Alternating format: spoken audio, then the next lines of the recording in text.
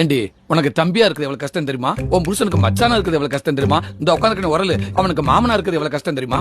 உன் மாமியா இருக்காலே மாடர்ன் மனோரமா, அக்கா கருக்கு ஒத்தாய்ச்சா இருக்கலாமே 2-3 வேலை இழுத்து பிடிச்ச செய்ய வந்தா சம்பளத்துக்கு ஆள் வச்ச மாதிரி ஆளாளுக்கு வேலை வாங்குறாங்க. ஏண்டி நான் தெரியாம தான் கேக்குறேன். எங்க ஆத்தாகரி அவனுக்கு ஒன்ன கட்டி கொடுத்துருக்காளா இல்ல என்ன சேர்த்து கட்டி கொடுத்துருக்காளா? அத்தரத்துல பொண்ணு மச்சா மச்சா மச்சா மச்சா எங்க இருக்கு ஓடியா அவசரங்கிறியா?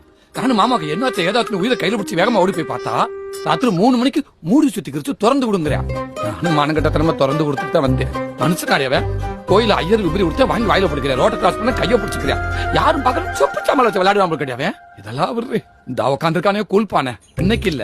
அவனை எல்கேஜி சேர்த்து விட்டதுல இருந்து 7:30 மணி பள்ளிக்கூடத்துக்கு 5:30 மணிக்கு எழுப்பி விட்டு பல்ல விளக்கி விட்டு ஆய் கழுவி விட்டு குளிப்பாட்டி விட்டு துவட்டி தலை சீவி பவுடர் அடிச்சு யூனிஃபார்ம் பேர்ல சட்டை டவுசர் ஷூ சாக்ஸ் பெல்ட் டைல ஒரு பேச்சு லொட்டு லொசுக்குன்னு எல்லாத்தையும் மாட்டி விட்டு குதின்னு குறிக்கிறவனுக்கு குஞ்சு மணியை மாட்டிடாம ஜிப்பையும் போட்டு விட்டு அவனை பள்ளிக்கூடத்துக்கு ஏற்பாடு பண்றதுக்குள்ள என் பாடு பெரும்பாடு ஆயிருந்தே. இதெல்லாம் அவரு நான் எப்பெல்லாம் சோத்துல கை வைக்கிறேன்னா அப்பெல்லாம் உன் பிள்ளைக்கு ஆய் வந்துருண்டி.